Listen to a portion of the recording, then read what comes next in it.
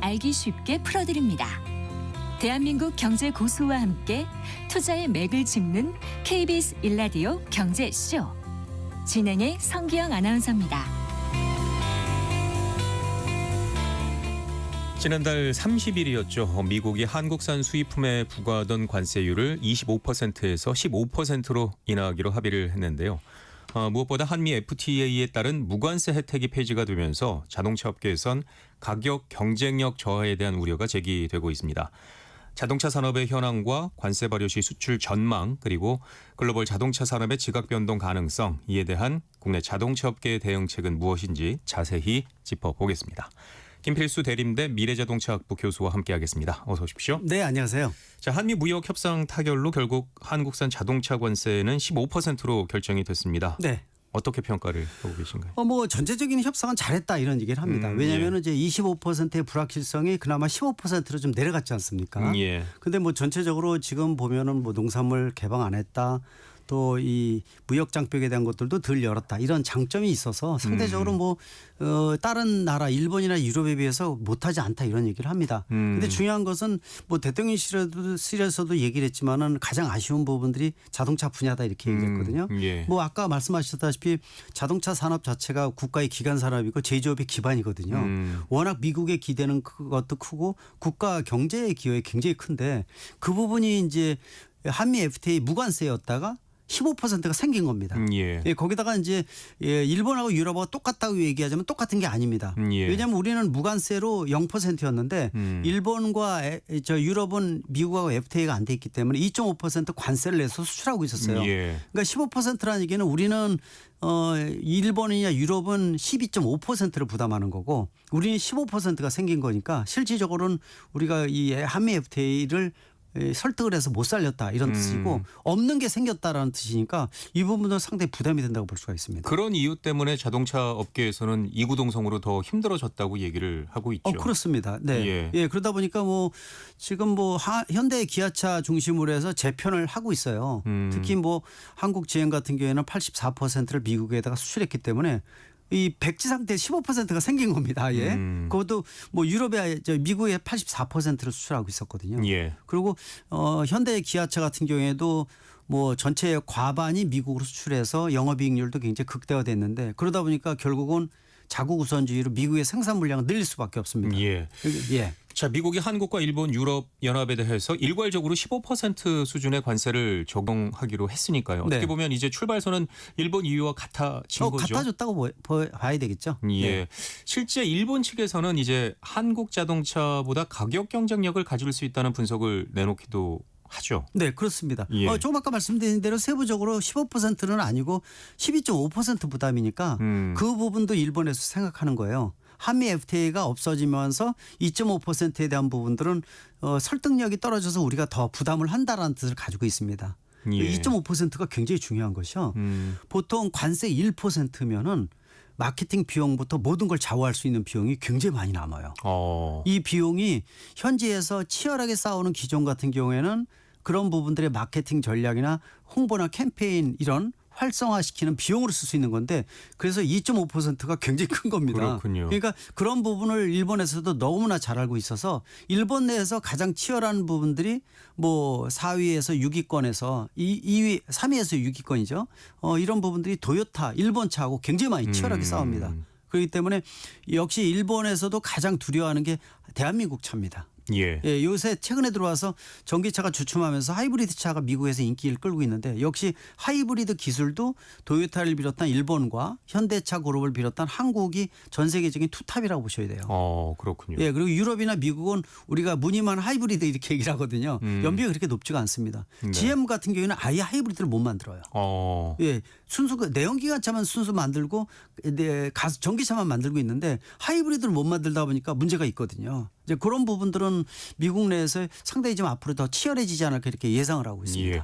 사실 우리나라 차가 미국에서 굉장히 싸게 팔리는 편인데 네. 15% 관세 인상이라면 가격 경쟁력은 어느 정도 떨어지는 건가요? 일단 고민을 하고 있습니다. 지금까지는 뭐 1, 4분기 때 밀어내기를 해서 부품과 완성차를 엄청나게 많이 만들어내서 예. 소비자들도 관세 올라가기 전에 많이 사는 거죠. 그래서 실적이 굉장히 좋았습니다. 근데 벌써 이제 그 관세가 부과가 되면서 떨어지기 시작을 했거든요. 근데 생각을 해보시면 아시겠지만은 미국에서 지금 가격 동결을 시켰어요. 현대차 그룹 같은데. 그래서 가격을 안 올리고 적자를 내가 흡수를 하고 있는 겁니다. 근데 이걸 과연 끝까지 갈 수 있느냐. 그리고 15%가 결정이 돼서 지금 가고는 있어서 또 미국 내의 공장을 가동률을 풀로 올리고 국내에서 수출 물량을 줄이고 있거든요.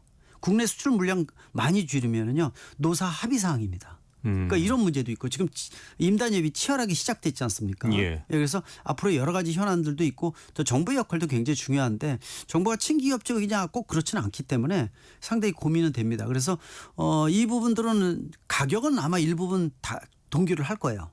대신 이제 그런 고민이 있는 겁니다. 제네시스 같이 고급 브랜드 같은 경우는 가격을 좀 올려도 가격 저항이 덜합니다. 네, 비싼 차니까요. 6천만 원인데 6,300만 원 됐다고 부자가 사는 차 별로 부담이 없거든요. 근데 일반 가성비 있는 대중 모델 300만 원 올리면은 굉장히 피부로 느끼는 거예요. 또 상대적으로 도요타가 200만 원 내렸다. 그럼 가격이 더 커지는 거죠. 예. 그래서 서로 눈치 보면서 진행을 하기 때문에 그 부분들이 향후 현대차 그룹 같은 데는 진행할 때 상당히 고민되고 한국 GM도 15%를 어떻게 할 것이냐. 지금 철수설에 대한 얘기 많이 있지 않았습니까? 철수는 하지 않습니다. 저도 자문해 주는 입장에서 영업이익률이 워낙 큰 부분들이 있어서 아마 흡수를 할 것으로 예상을 하고 있습니다. 궁금한 게 15% 관세가 인상이 되면 자동차 가격은 어느 정도? 한 2천만 원이면 5, 600만 원 올라가는 거예요. 2천만 원에서 5, 600만 원이면 올라가는 거죠. 엄청납니다. 2천만 원대 차가. 그러면 소비자로 가격이 전가될 수밖에 없잖아요. 예. 근데 2천 몇백만 원에서 한 5, 600만 원 올라간다 그러면은 이거 갸웃거리지 않습니까? 이거 사 말어. 근데 다른 모델이 좀 싸네. 미국 차가 싸네. GM이나 포드는 쌀 테니까요. 근데 착각을 하는 것 중에 하나가 GM 포드가 0%니까 자국내에서 만들면 우리는 15%니까 굉장히 많이 올라가잖아요. 그럼 미국 차를 살 것이다 이렇게 생각하는데 꼭 그렇지 않습니다. 왜냐하면요.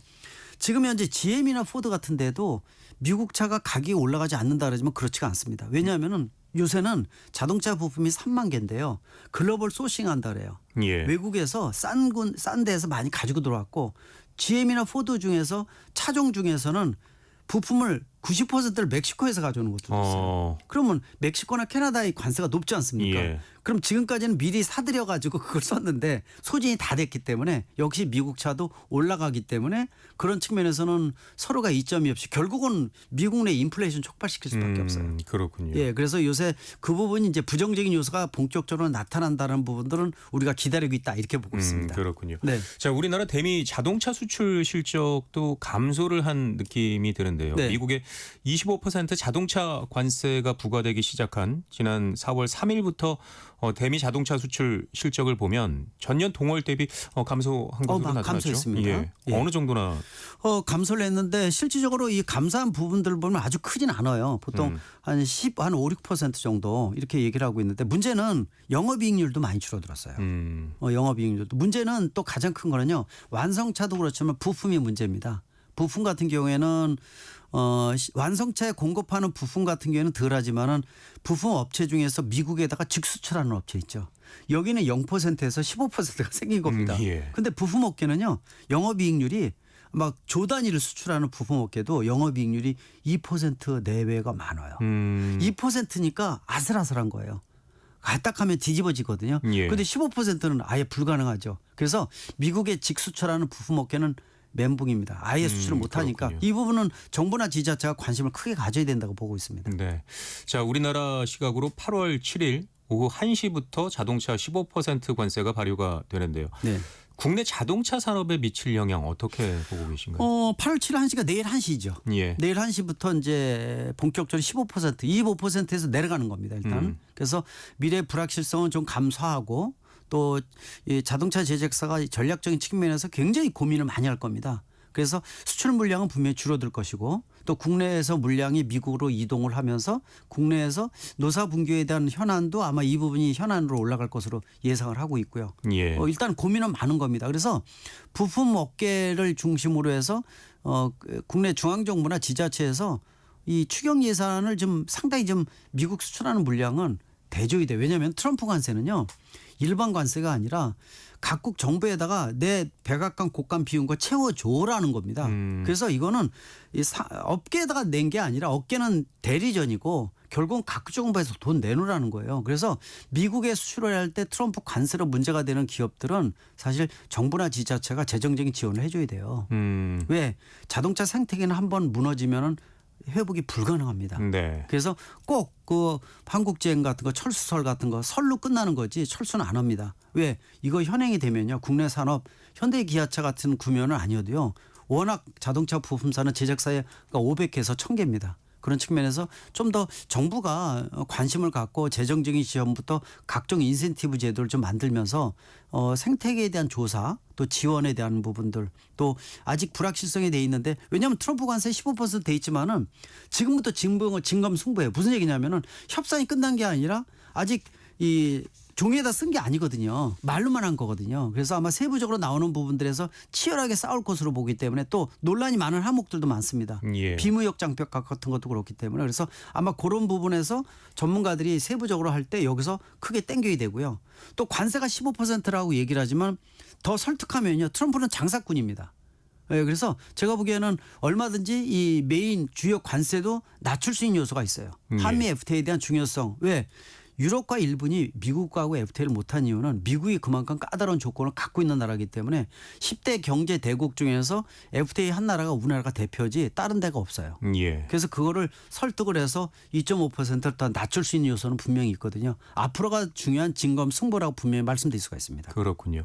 자동차 부품 업체들이 얻는 타격에 대해서도 언급을 해 주셨는데 네. 영세한 업체들이 더 타격이 크겠죠. 그렇습니다. 실제로 1차 협력사 같은 데는 조 단위로 이 수출이 일어나고 있지만은 저도 이제 자문하는 업체도 굉장히 많이 있는데 보통 한 2% 내외예요. 영업이익률이. 근데 이제 3차, 4차로 가면은요. 아예 조사도 안 되고 분석도 안 됩니다. 예. 근데 이런 부분들이 영세 업체고 이런 데는 한번 도산이 되면 회복이 불가능하거든요.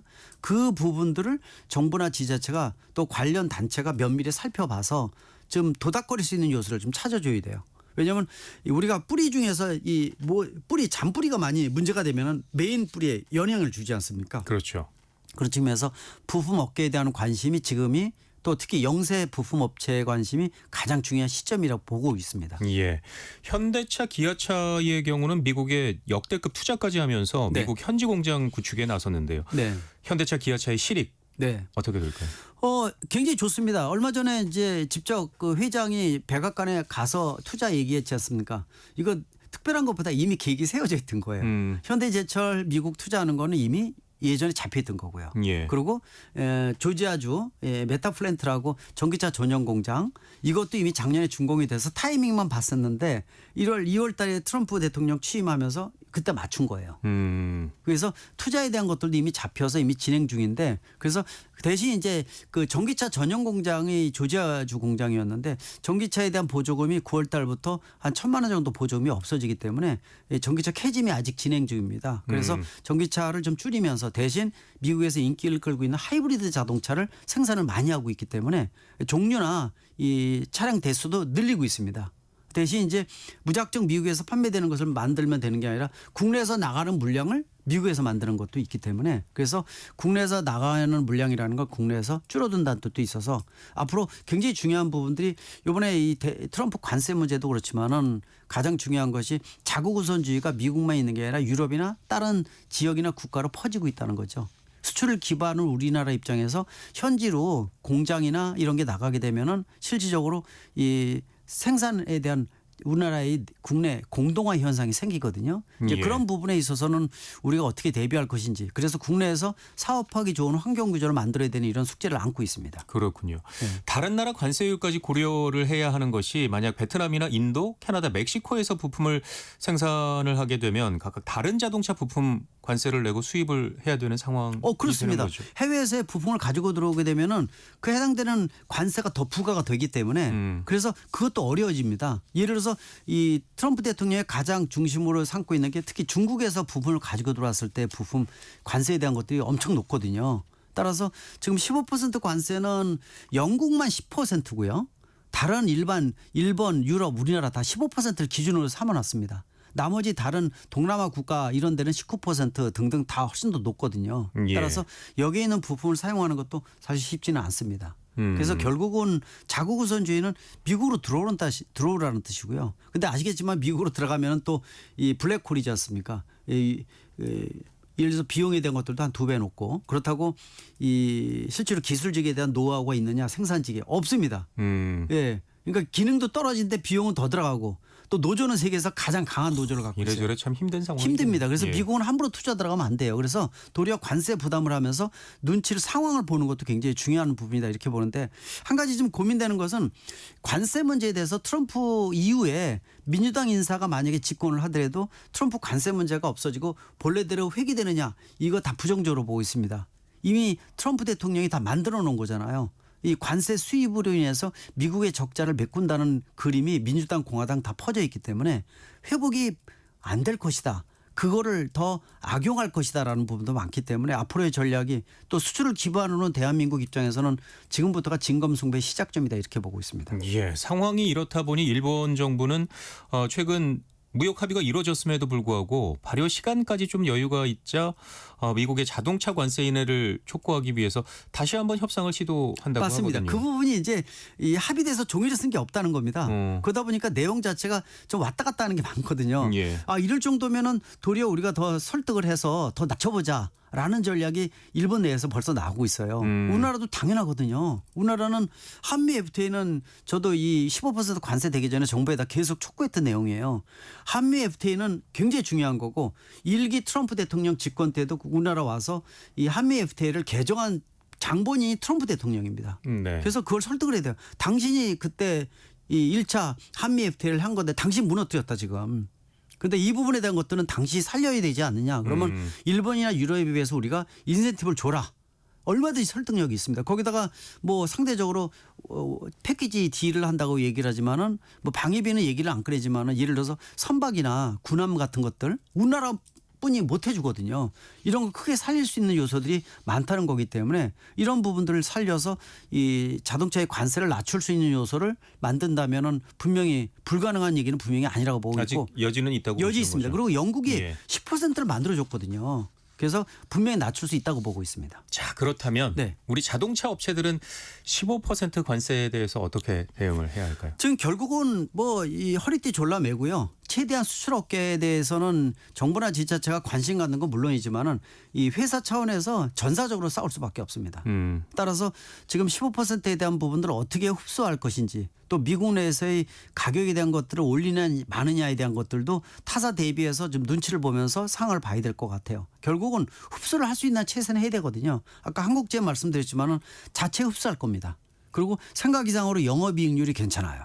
그래서 영업이익률이 높다 그래 일부러 얘기를 안 합니다. 왜냐하면 높다 그러면은 소비자는 그러니까 이 차가 비쌌구나. 정부는 잘 나가는데 내가 왜 지원해 이러거든요. 그건 사업의 노하우거든요. 그래서 아마 15%는 흡수를 하기 때문에 대신 정부가 관심 갖고 인센티브를 줘야 돼요. 좀 더. 너네 열심히 하니까 대신 이제 이 유혹을 해서 가솔린 차만 만들지 말고 하이브리드나 전기차 만들어서 한국 제임이 한국에 끝까지 남는다는 것을 보여줘라. 이런 거들 굉장히 중요하고 현대기아차 같은 데는 영업이익률이 올해 많이 줄어들 거예요. 근데 이런 측면에서 자동차가 이 일자리 창출이나 이런 부분들이 굉장히 크니까 반도체나 배터리 이런 데만 지원하지 말고요. 실제로 국내에서 일자리 창출시키고 밑에 부품사까지 일어나는 것은 제조업입니다. 자동차 분야예요. 예. 그래서 자동차에 대한 지원에 대한 세제 지원 뭐 이런 것들이 좀 약해요, 우리나라가. 예. 그래서 또 노사도 굉장히 노조가 강하기 때문에 그래서 국내에서 이런 부분들을 활성화시켜서 국내에서 사업하기 좋은 환경 구조를 만들어야지 외국으로 나가질 않습니다. 우리나라는 리쇼링이라 그래서 한번 나간 기업이 되돌아오는 게 제로입니다. 일본은 진짜 많거든요. 이거를 한번 정부에서 곰곰이 생각해야 된다고 보고 있습니다. 그렇군요. 특히 영세한 자동차 부품 업체들은 어떤 전략이 필요할까요? 좀 예를 들어서 자체적으로 자생한다는 건 쉽지가 않습니다. 예. R&D는 거의 제로라고 보셔야 될 것 같고 또 다른 산업으로 뭐 업종 전환이나 전환 교육 같은 거는 거의 불가능하다고 보시면 돼요. 그럼 어떻게 해줘야 되냐면은 결국 지자체 지방 해당되는 연구소나 대학들이 있거든요.